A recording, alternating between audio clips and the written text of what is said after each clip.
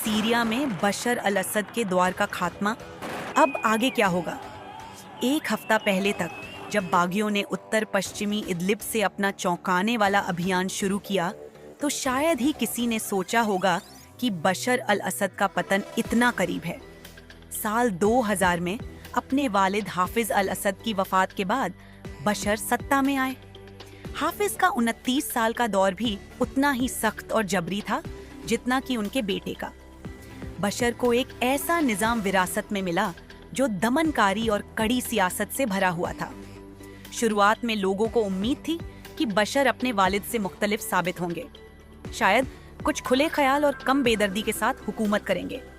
मगर ये उम्मीदें जल्द ही टूट गईं। बशर अल असद को हमेशा याद किया जाएगा उस हुक्मरान के तौर पर जिसने 2011 के पुरअमन एहतजाज को बेदर्दी से कुचल दिया। यही फैसला सीरिया को एक खूनी जंग में धकेल गया। 5 लाख से ज्यादा अफराद मारे गए और लाखों बेघर हो गए।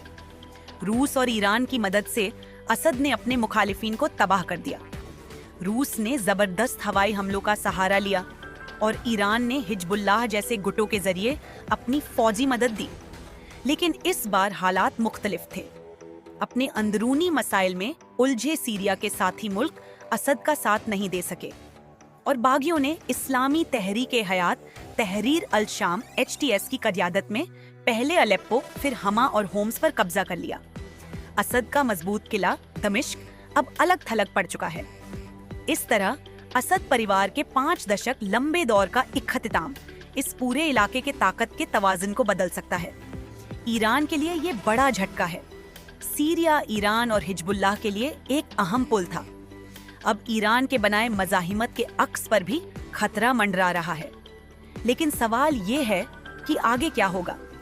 HTS, जो अल कायदा से ताल्लुक रखता है, अब खुद को कौमी ताकत के तौर पर पेश करने की कोशिश कर रहा है।